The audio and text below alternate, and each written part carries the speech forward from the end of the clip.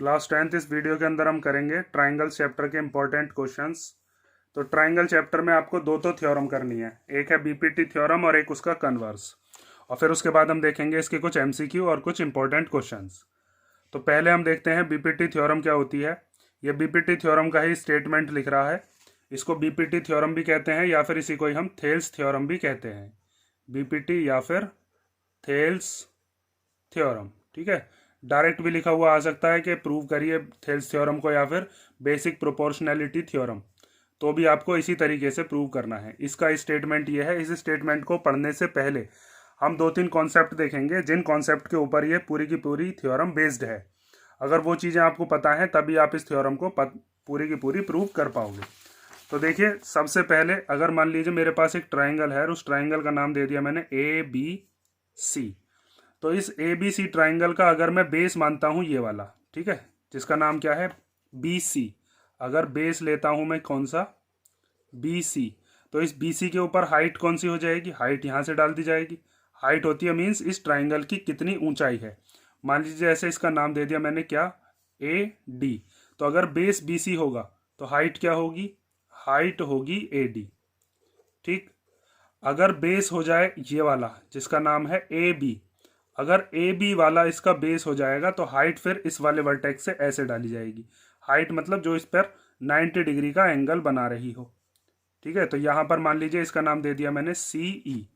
तो अगर आपका बेस मान लेते हो आप इस ट्राइंगल का सी ई, सॉरी ए बी, तो फिर इसका जो हाइट होगी वो कौन सी हो जाएगी, हाइट हो जाएगी सी ई, ठीक है। इसी तरीके से अगर इसका बेस मान लिया जाए ये वाला जिसका नाम क्या है ए सी, अगर बेस है ए सी तो हाइट क्या होगी, फिर हाइट डाली जाएगी फिर ए सी के ऊपर इधर की तरफ से, ये वाली हाइट हो जाएगी जिसका नाम क्या दे देते हैं हम बी एफ, ठीक है।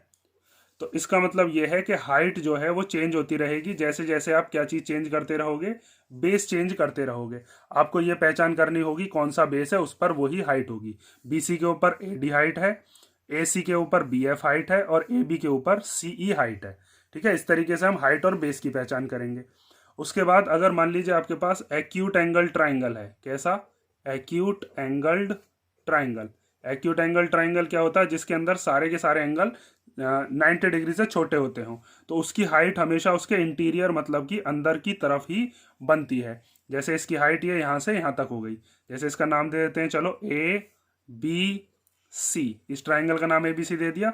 तो ये जो यहाँ से यहाँ तक की जो हाइट है सी डी हो गई इसकी हाइट। अगर कोई राइट एंगल ट्राइंगल है, जैसे ये राइट एंगल ट्राइंगल है क्योंकि इसमें यहाँ पर कितने डिग्री का एंगल है, 90 डिग्री का।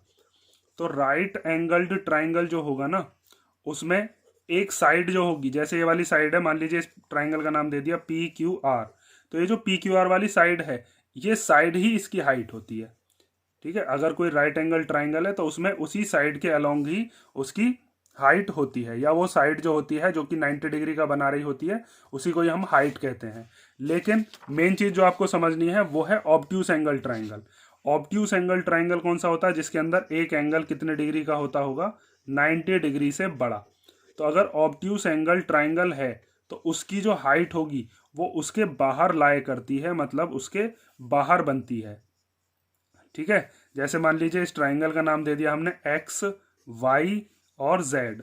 तो ये यहां से यहां तक मान लीजिए इसका नाम दे दिया एम। तो ये जेड एम जो है यहां पर ऑब्ट्यूस एंगल ट्राइंगल के अंदर जेड एम जो कि इसकी क्या है हाइट, वो हमेशा कहां लाई करेगी, lies outside the triangle, outside the triangle, ठीक है। ये चीज आपको ध्यान से करनी है। इसमें ये जो ऑब्ट्यूस एंगल ट्राइंगल वाली है कि किसी भी ट्राइंगल के अंदर अगर वो ऑब्ट्यूस एंगल ट्राइंगल है तो उसकी हाइट उसके बाहर बनेगी, ठीक है। दो चीज समझ में आ गई आपके। अब तीसरी चीज देखो कि अगर मान लीजिए मेरे पास दो पैरेलल लाइंस हैं, मान लीजिए एक पैरेलल लाइन है एल और दूसरी पैरेलल लाइन कौन सी है एम। तो पैरेलल लाइन कैसी होती है, पैरेलल लाइन वो होती है जिनके बीच का डिस्टेंस वो हमेशा कैसा रहता है, इक्वल। जैसे यहां से यहां तक का जो डिस्टेंस है वो ही डिस्टेंस यहाँ से यहाँ तक का होगा, वो ही डिस्टेंस यहाँ से यहाँ तक का होगा। कहीं से भी आप नाप लो उसका वो जो डिस्टेंस है वो बराबर बैठेगा। पैरेलल लाइंस कभी भी आपस में मीट नहीं करती, इनको इधर की तरफ बढ़ा दो या इधर की तरफ बढ़ा दो, कभी भी ये मीट नहीं करती हैं। तो ऐसे ट्राइंगल, इसके ऐसी पैरेलल लाइंस के बीच में अगर ट्राइंगल्स बनते हैं तो उन ट्राइंगल्स का एरिया हमेशा कैसा होता है, इक्वल। देखो मान लो इन दोनों लाइंस के बीच में मैंने एक ट्राइंगल बनाए, एक ट्राइंगल का नाम दे दिया, मान लीजिए यहाँ से ए बी और यहाँ पर दे दिया सी पॉइंट, ठीक है। इनको ज्वाइन करके एक ट्राइंगल बनाया गया, ए सी ये हो गई और बी सी ये हो गई। तो ए बी सी नाम का एक ट्राइंगल हो गया। इसका बेस क्या बैठेगा, इसका बेस बैठेगा ये वाला जिसका नाम क्या है, ए बी। और एक ट्राइंगल और बनाया, मान लीजिए यहाँ पर एक पॉइंट मान लिया जिसका नाम क्या दे दिया, डी। तो ये हो गया तुम्हारे पास कौन सा triangle, A D B, A D B वाला ट्राइंगल। तो ये दोनों जो ट्राइंगल होंगे ना, इन दोनों का एरिया हमेशा कैसा होगा, इक्वल, क्योंकि इन दोनों ट्राइंगल का जो बेस है वो बेस सेम है। बेस कौन सा है, ए बी, और दोनों ही ट्राइंगल्स की जो हाइट है वो इक्वल बैठेगी। जैसे इस वाले ट्राइंगल की अगर आपको हाइट नापनी है तो वो हाइट जो होगी वो ऐसी तो नापी जाएगी, दोनों पैरेलल लाइंस के बीच का डिस्टेंस, और इस वाले ट्राइंगल की हाइट जब नापोगे तो वो भी यही वाली बैठेगी। और मैंने अभी बताया था दोनों पैरेलल लाइंस के बीच का जो डिस्टेंस है वो हमेशा कैसा रहता है, इक्वल रहता है, ठीक है। ये चीज़ आपको 9th क्लास में एक थ्योरम पढ़ाई जाती है। देखो दोनों का एरिया कैसे इक्वल होगा, हम इस चीज़ को ऐसे लिख सकते हैं कि area of triangle A B C क्या होगा फॉर्मूला, 1/2 बेस इंटू हाइट, यही होता है फॉर्मूला, बेस इंटू हाइट।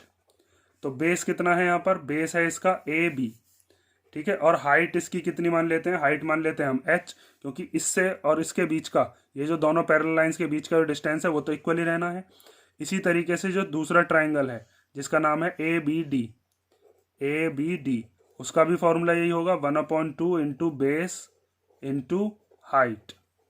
तो यहाँ पर बेस इस बार भी क्या होगा, इस वाले ट्राइंगल का भी बेस यही रहेगा ए बी, और इसकी जो हाइट है वो हाइट भी इसकी कितनी रहेगी, एच, क्योंकि दोनों पैरेलल लाइंस के बीच का कहीं से भी आप डिस्टेंस नाप लो बराबर ही रहता है। तो ए बी सी का भी एरिया यही आया, 1/2 ए बी इंटू एच, और ए बी डी का भी एरिया यही आया।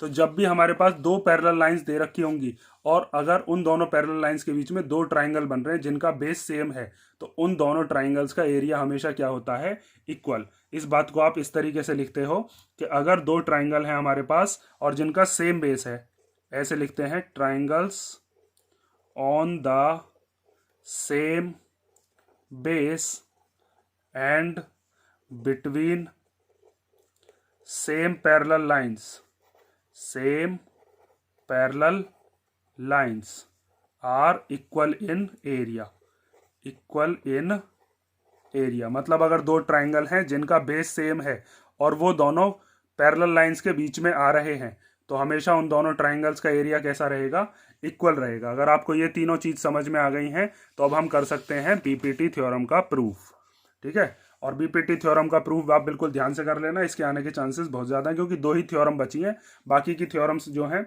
वो आपकी 6.4, 5 और 6 में थी, वो आपकी इस बार के सिलेबस में आ नहीं रही हैं, ठीक है। तो इसका प्रूफ देखते हैं। देखो इसमें दिया है, proof that a line drawn parallel to one side of a triangle to intersect the other two sides in distinct points, the other two sides are divided in the same ratio. इसमें ये बताया गया है कि अगर मान लीजिए आपके पास कोई ट्राइंगल है, इस ट्राइंगल का नाम दे देते हैं हम ए बी सी, और इसमें किसी एक साइड के पैरेलल आपने एक लाइन ड्रॉ करी। मान लीजिए जैसे मैंने यहाँ पर एक लाइन ड्रॉ कर दी और उस लाइन का नाम क्या दे दिया, डी ई, ठीक है। यहाँ से यहाँ तक मैंने एक लाइन ड्रॉ करी, इसका नाम क्या दे दिया, डी ई। और ये जो डी ई वाली लाइन है ये बी सी के क्या है, पैरेलल है। ये दोनों लाइन आपस में कभी नहीं मिल सकती। तो अब इसने ये बताया है कि ये जो डी और ई है, ये डी वाला पॉइंट कौन सी वाली लाइन पर आ रहा है, ए बी पर। ये ई वाला पॉइंट कौन सी लाइन पर आ रहा है, ए सी पर। तो डी वाले पॉइंट और ई वाले पॉइंट से जो कटने वाली लाइन्स हैं, जैसे ए डी और इधर की तरफ नीचे वाली कौन सी है, बी डी, तो A D upon D B equal to होगा ए ई अपॉन ई सी। मतलब इस साइड का रेशो इस वाली साइड के रेशो के इक्वल आएगा। ये चीज हमें प्रूव करके बतानी है, ठीक है। इस चीज को कैसे लिखेंगे, देखो सबसे पहले हम लिखेंगे गिवन। इसके अंदर गिवन ये है हमारे पास कि एक ट्राइंगल है जिसका नाम है ए बी सी, जिसके अंदर हमें ये बताया गया है कि डी ई पैरेलल है किसके, बी सी के। ये वाली लाइन इस वाली लाइन के क्या है, पैरेलल। और ये जो डी पॉइंट है ये ए बी को इंटरसेक्ट कर रहा है डी पॉइंट पर, और ए सी वाले को कौन सा पॉइंट इंटरसेक्ट कर रहा है, ई। तो इस बात को ऐसे लिख सकते हैं हम, एंड इंटरसेक्ट्स, पूरा इस तरीके से ही आपको शो करके आना पड़ेगा वहाँ पर, intersects A B in D and A C in E. ठीक है, अब प्रूव क्या करना है हमको, प्रूव ये करना है कि ए डी के अपॉन में डी बी, इन दोनों का रेशो इक्वल टू होना चाहिए ए ई अपॉन ई सी। ये हमें प्रूव करना है। टू प्रूव में लिखोगे आप A D upon D B equal to लाना है हमें ए ई अपॉन ई सी। अब ये चीज़ हम कैसे प्रूव करेंगे, इस चीज़ को आप ध्यान से देखो। सबसे पहले हमें क्या काम करना पड़ेगा, इसके अंदर हमारे यहाँ पर दो ट्राइंगल दे रखे हैं। एक तो ट्राइंगल ये वाला है ए डी ई, और एक ट्राइंगल है बड़ा वाला जिसका नाम क्या है ए बी सी। तो हम इसके अंदर क्या करने वाले हैं, पहले ये जो ट्राइंगल है ना ए डी ई, इसके दो डिफरेंट बेस ले लेकर, जैसे एक बार बेस लेंगे हम ए डी और एक बार बेस क्या लेंगे हम ए ई, क्योंकि हमें यहाँ पर ए डी और ए ई चाहिए। उसके बाद यहाँ पर हम एक ट्राइंगल बनाएंगे इसको ज्वाइन करके, बी ई को ज्वाइन करके एक ट्राइंगल बनाएंगे सी डी को ज्वाइन करके। वहां से हम एक बार बेस मानेंगे बी डी या डी बी, और एक बार बेस क्या मानेंगे सी ई, और फिर वहां से हम इक्वेशंस बनाकर और इसको प्रूव करेंगे। देखो अब किस तरीके से प्रूव करना है। सबसे पहले हम लेते हैं ट्राइंगल ए डी ई। तो ए डी ई वाला जो ट्राइंगल है इसके अंदर यहाँ से एक मैंने हाइट डाली। ठीक है, तो जब इस वाले ट्राइंगल से यहाँ पर हम हाइट डालेंगे तो इस हाइट का नाम दे देते हैं मान लीजिए डी, और यहाँ पर नाम दे दिया मान लीजिए जी। और एक हाइट इधर की तरफ से डालते हैं, तो इधर वाली ट्राइंगल में एक हाइट जब इधर से डाली, मान लीजिए इस पॉइंट का नाम क्या दे दिया, इसका नाम दे दिया एफ। ठीक है, तो अब अगर आपको ये देखना है कि ये वाली जो हाइट है जिसका नाम क्या है ई एफ, तो ई एफ वाली हाइट के लिए बेस कौन सा होगा, ये वाला होगा। ठीक है, जब इस वाले बेस पर देखेंगे तभी तो ये हाइट होगी। तो इस वाले ट्राइंगल का एरिया हम कैसे निकाल सकते हैं, 1/2 बेस इंटू हाइट, जहाँ पर बेस की जगह पर रखेंगे ए डी और हाइट की जगह पर रखेंगे ई एफ। तो आप इसके अंदर पहले तो कंस्ट्रक्शन से आपको जो जो चीज़ करी है वो लिखेंगे। कंस्ट्रक्शन से हमने इसको भी ज्वाइन कर लेते हैं यहाँ सर, ये बी ई ज्वाइन कर दिया और ये सी डी, क्योंकि ये कंस्ट्रक्शन में हमें लिखना है। अभी इसको हम प्रूव करके दिखाएंगे कि क्यों हमने ज्वाइन किया है। पहले लिख देते हैं ज्वाइन कर रहे हैं हम बी ई सी डी, और साथ में हमने ई एफ जो है वो परपेंडिकुलर बना रहा है किस पर, ये इस वाली लाइन पर जिसका नाम क्या है बी ए, और एक हमने बनाया है डी जी जो कि किसके ऊपर परपेंडिकुलर है, ए सी पर। तो यहाँ पर हम लिख देंगे D G is perpendicular to C A. ठीक है, ये 90 डिग्री जो है ये पूरी की पूरी लाइन पर हमने डाला है, ये इस वाले ट्राइंगल के लिए बैठेगा, वो अभी हम देखेंगे। तो आपको अब इसमें प्रूफ जब आप करोगे तो इसमें पहले आपको देखना है ए डी ई वाला ट्राइंगल, ये वाला जो ट्राइंगल है। तो इन ट्राइंगल ए डी ई, तो ए डी ई वाले ट्राइंगल के अंदर अगर आपको एरिया निकालना है ट्राइंगल ए डी ई का, तो फॉर्मूला होता है 1/2 बेस इंटू हाइट। तो बेस मानेंगे यहाँ से यहाँ तक, इसका नाम क्या हो जाएगा ए डी, और हाइट क्या हो जाएगी इसके ऊपर ये वाली जिसका नाम क्या है ई एफ।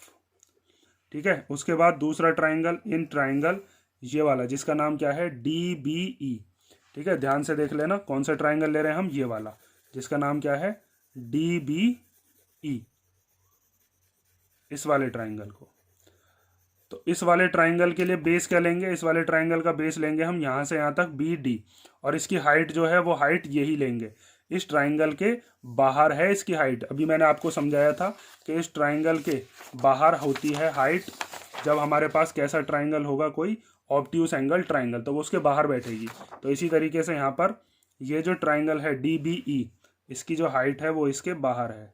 तो हम लिखेंगे area of triangle D B E equal to क्या होगा 1/2 बेस लेंगे ये वाला जिसका नाम क्या है डी बी, और हाइट क्या ले लेंगे ई एफ, इसकी हाइट भी यही बैठेगी।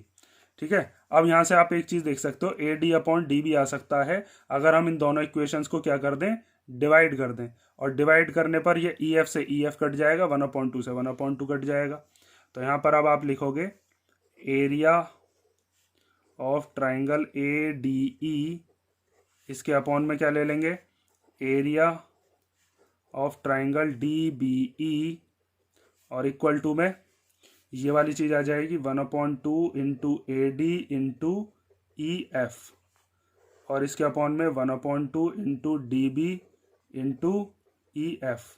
तो ई एफ से ई एफ कैंसिल हो जाएगा, 1/2 से 1/2 कैंसिल हो जाएगा। तो यहाँ पर आप लिख सकते हो area of triangle A D E upon area of triangle D B ई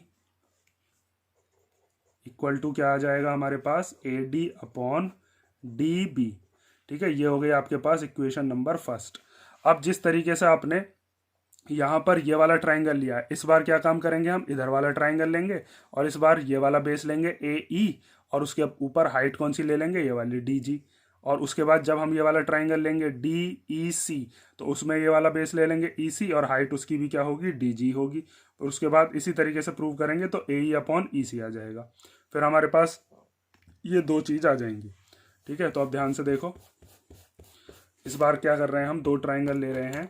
कौन कौन से, सिमिलरली एक ट्राइंगल ले रहे हैं हम इन ट्राइंगल यही वाला जिसका नाम क्या है, A D E, A D ई।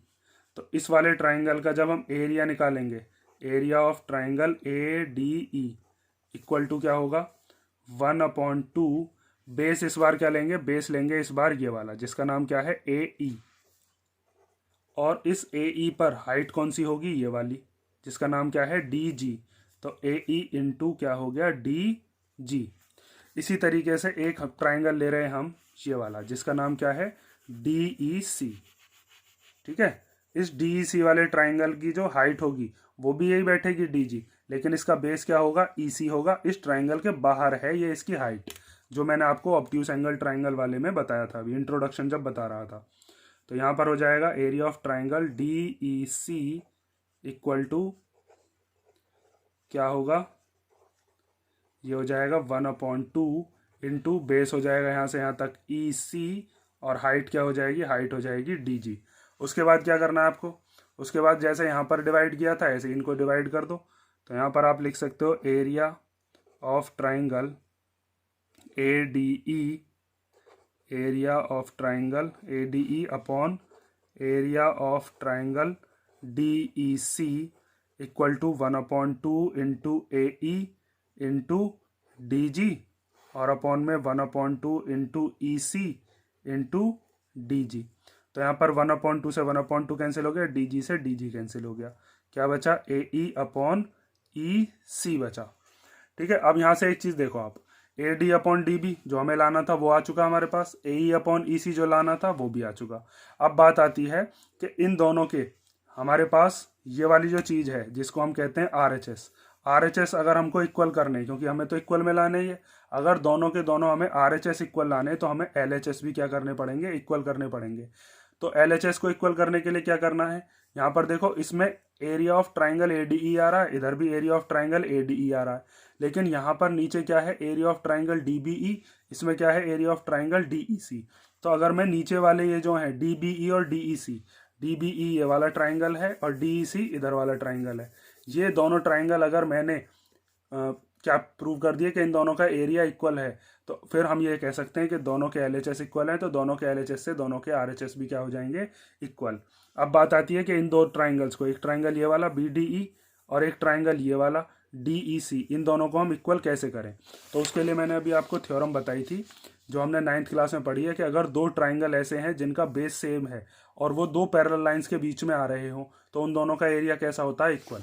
तो यहाँ से आप ये चीज़ देख सकते हो कि ये जो ट्राइंगल है ये वाला जिसका नाम क्या है, डी बी ई, ये डी बी ई वाले ट्राइंगल का बेस अगर मैं डी ई मानूं तो इस वाले ट्राइंगल का डी ई सी वाले का भी क्या होगा, वो भी डी ई होगा। और साथ में ये दोनों जो ट्राइंगल हैं ये इन दो पैरेलल लाइंस के बीच में आ रहे हैं। ठीक है, एक पैरेलल लाइन ये है डी ई और एक बी सी है, यहाँ पर बताया था ना डी ई और बी सी पैरेलल है। तो अगर हम ये कह सकते हैं कि ये वाली दोनों लाइन पैरेलल हैं और डी इनका कॉमन बेस है, तो इन दोनों ट्राइंगल्स का एरिया कैसा होगा, इक्वल। मतलब डी बी किसके इक्वल हो जाएगा, डी ई सी के। फिर डी बी डी सी के इक्वल, ऊपर वाले ये जो हैं हमारे पास न्यूमरेटर ये इक्वल है ही पहले से, तो इसका मतलब एल एच एस के इक्वल हो जाएगा। फिर आर एच एस भी आर एच एस के इक्वल ही माना जाएगा। तो अब आप इस बात को कैसे लिखोगे वो चीज़ ध्यान से देख लो। अब आपको लिखना है but triangle D B E and triangle D E C are on the same base ये किस पर है, सेम बेस पर है, और सेम बेस का नाम क्या है, सेम बेस है इन दोनों का D E, same base D E, and between the same parallel lines, between the same parallel lines, और सेम पैरेलल लाइंस कौन कौन सी हैं, डी ई और साथ में B C, D E and B C. ठीक है, तो इसका मतलब हम ये चीज़ कह सकते हैं, मान लीजिए मेरे पास फर्स्ट इक्वेशन है, ये वाली हमारे पास सेकंड इक्वेशन है, और अब ये वाली हमारे पास कौन सी हो जाएगी, थर्ड इक्वेशन, जिसके अंदर हम क्या लिखेंगे कि area of triangle D B E जो है वो किसके इक्वल है, area of triangle D E C के इक्वल है। ठीक है, तो अब हम यहाँ पर एक चीज़ लिख देते हैं, मान लीजिए सेकंड इक्वेशन है और ये वाली थर्ड इक्वेशन है, from first second and third, from first second and third, A D upon D B किसके इक्वल हो जाएगा, ए ई अपॉन ई सी के इक्वल हो जाएगा। ठीक है, ये चीज़ समझ गए होगे आप।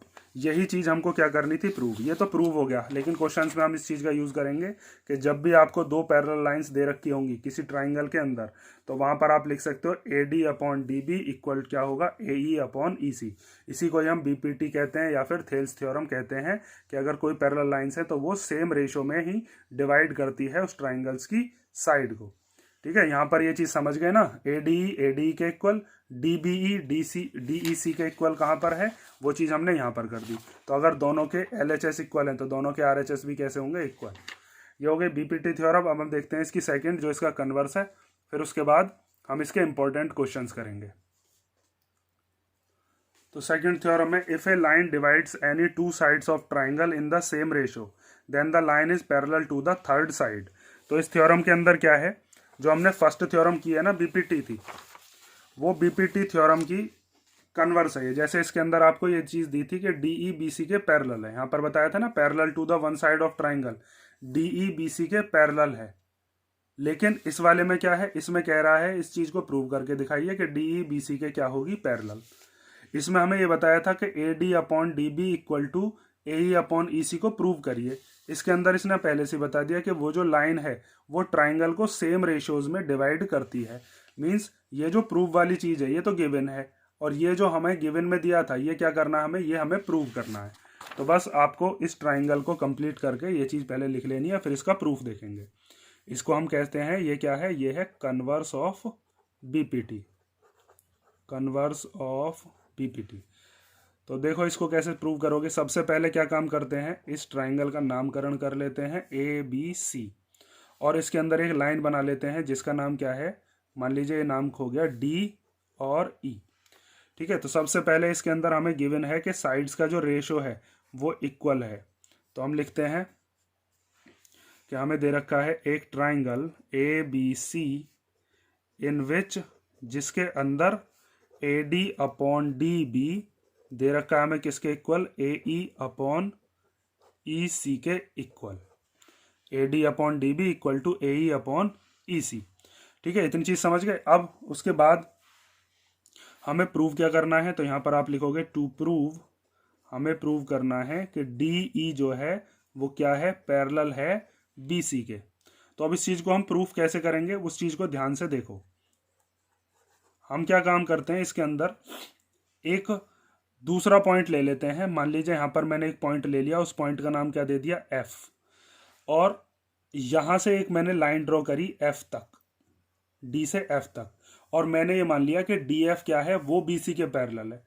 डी तो मुझे प्रूव करनी है, वो तो मैं मान नहीं सकता, लेकिन मैंने कंस्ट्रक्शन से क्या किया, डी एफ को पैरेलल ड्रॉ कर दिया, जो कि किसके पैरेलल है, बी सी के। उसके बाद मैं क्या प्रूव करूंगा, ये चीज़ प्रूव कर देंगे कि असल में एफ और ई जो है ये अलग अलग पॉइंट नहीं है, ये दोनों पॉइंट कोइंसाइड पॉइंट्स हैं, मतलब एक दूसरे के ऊपर आ रहे होंगे। तो फिर हम ये चीज़ प्रूव जब कर देंगे कि एफ और ई एक ही पॉइंट है, तो ये वाली भी चीज़ हमारी प्रूव हो जाएगी कि डी ई जो है वो पैरेलल है बी सी के। ठीक है, हमको मेन चीज़ क्या प्रूव करनी है कि एफ और ई कैसे पॉइंट हैं, कोइंसाइड पॉइंट्स हैं। तो सबसे पहले प्रूफ में आप लिखोगे कि इफ़ पॉसिबल, अगर ये पॉसिबल है तो हम लेट कर लेते हैं कि डी ई जो है वो तो पैरेलल नहीं है, ठीक है, not parallel to B C. तो हमने दूसरी लाइन पैरेलल ड्रॉ कर ली अपनी तरफ से, then there must be another line parallel to B C, parallel to B C. ये जो लैंग्वेज है इसको आप अपने हिसाब से भी लिख सकते हो, ठीक है, जो भी आपको लैंग्वेज आपने पढ़ी हो उसी हिसाब से। डी एफ मैंने पैरेलल मान ली किसके, बी सी के। अब जब डी एफ पैरेलल है बी सी के, तो अभी हमने प्रूव करके देखा था बीपीटी थ्योरम में कि अगर कोई लाइन पैरेलल होती है तो उनका रेशो कैसा होता है, रेशो इक्वल होता है। बीपीटी थ्योरम हमें यही चीज़ सिखाती है। तो हमारे यहाँ पर डी एफ हमने पैरेलल माना है बी सी के, तो हम लिख सकते हैं A D upon D B जो है वो किसके इक्वल हो जाएगा, A F upon F C. ठीक है, ई सी नहीं लिख सकते क्योंकि हमें तो पता ही नहीं है अभी कि डी पैरेलल है, हम तो एफ के हिसाब से देख रहे हैं, डी एफ पैरेलल है ना। तो अब यहाँ पर लिख सकते हो आप के A D upon D B equal to क्या होगा, A F upon F C. और ये हमने कहाँ से लिखा है, by using B P T. ठीक है, इस चीज़ को ध्यान से समझ लेना। डी एफ जो है ये वाली लाइन हमने मान ली है पैरेलल इस बी सी के, तो इसका मतलब A D upon D B equal to हो गया A F upon F C. लेकिन बट हमें तो ये दे रखा था कि A D upon D B किसके इक्वल है, क्वेश्चन में गिवन था ना A D upon D B किसके इक्वल है, हमें दे रखा था ए ई अपॉन ई सी के इक्वल। ये क्या था, ये था हमारे पास गिवन। तो अब दोनों चीज़ों से आप एक चीज़ देखो कि दोनों के ही एल एच एस कैसे आ गए इक्वल।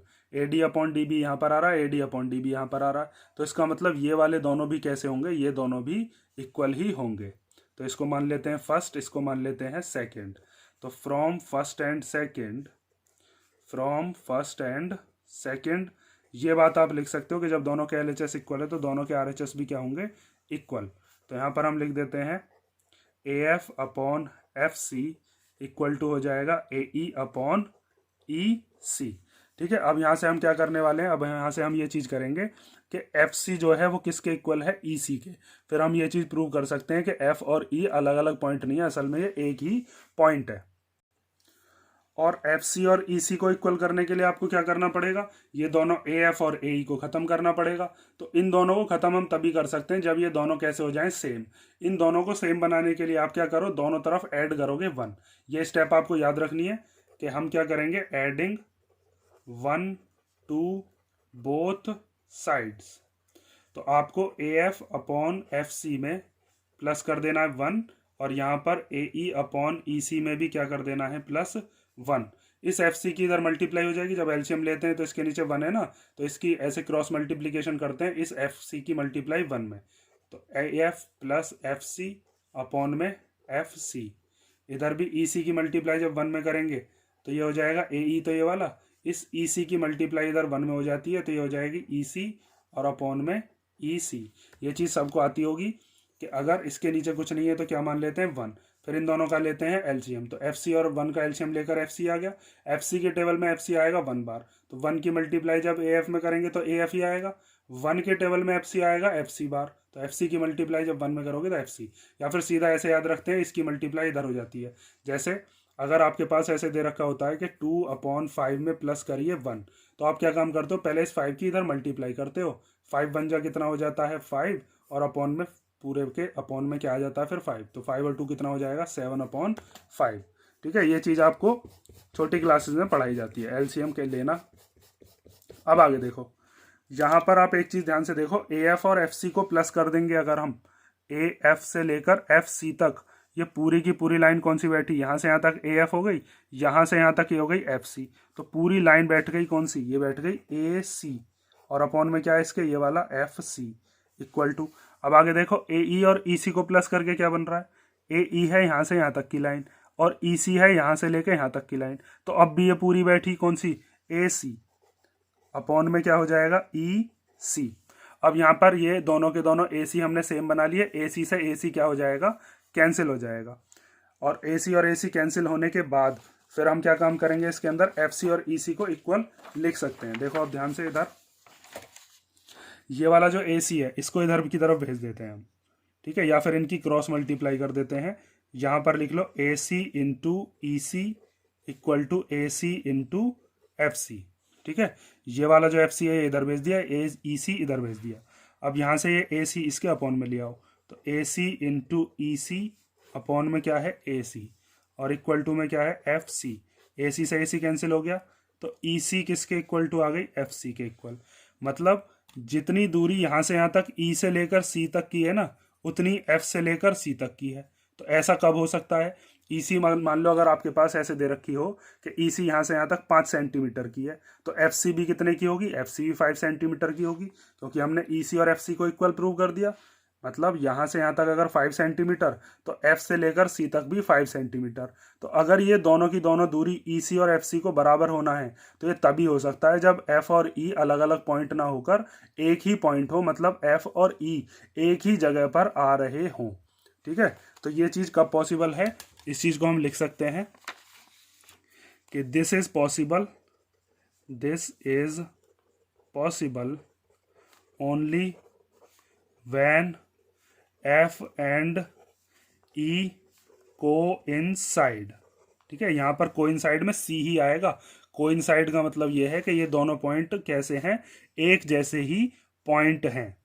ठीक है, और कोइंसाइड का मतलब जब ये दोनों के दोनों पॉइंट एक जगह क्यों नहीं शो हो रहे थे पहले, वो इस वजह से कि हमने यहाँ पर गलत चीज़ मान ली थी कि ये डी एफ जो है वो पैरेलल है बी सी के। असल में तो डी ई ही पैरेलल थी और वही चीज़ हमें प्रूव करनी थी। तो हमने बस प्रूव करने के लिए यहाँ पर कॉन्ट्राडिक्शन का मेथड लगा दिया कि हमने एक पॉइंट और मान लिया और दो दो लाइन आपस में क्या कर दी, पैरेलल कर दी। असल में डी ई ही पैरेलल होगी बी सी के, डी एफ तो इस डी ई के ऊपर ही आ रही होगी। कोइंसाइड लाइन से, ये कोइंसाइड मतलब एक दूसरे के ऊपर आने वाली लाइन। तो लास्ट में इस बात को आप लिख दोगे, therefore D F is the line which is parallel to B C. D F जो थी वो लाइन क्या थी, बी सी के पैरेलल थी, यहाँ पर मानी थी डी एफ बी सी के।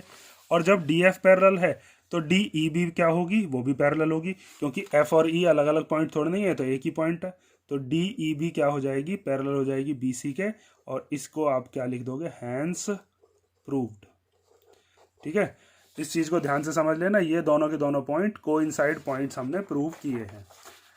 ये हो गई आपकी दोनों की दोनों थ्योरम्स। और जिस बच्चे को ये दोनों थ्योरम्स आती हों, जैसे अगर किसी बच्चे को ये दोनों थ्योरम्स पहले से जिस बच्चे ने कर रखी हैं, तो वो आप डायरेक्ट अब जो आगे के मैं इसके इंपॉर्टेंट क्वेश्चंस कराऊंगा, उन इंपॉर्टेंट क्वेश्चंस को देखना, और वो मैं कराऊंगा अब नेक्स्ट वीडियो में। ये वीडियो लंबी हो जाएगी। इन दोनों थ्योरम्स को आप लेकिन पक्की कर लेना, तभी आप इस चैप्टर में पूरे मार्क्स ले पाओगे, क्योंकि अकेला ट्राइंगल चैप्टर ही 9 नंबर का आएगा आपका। पूरी की पूरी ज्योमेट्री जो है वो 15 नंबर्स की है, जिसके अंदर ट्राइंगल और सर्कल ही है, और दोनों में बस मिलाकर 4 थ्योरम है। 2 थ्योरम्स इसके अंदर करनी है और 2 थ्योरम ही सर्कल के अंदर है। ठीक है, तो अब बाकी के जो क्वेश्चन है वो देखते हैं हम नेक्स्ट वीडियो में। अगर इसमें कोई डाउट हो तो कमेंट करके बता देना।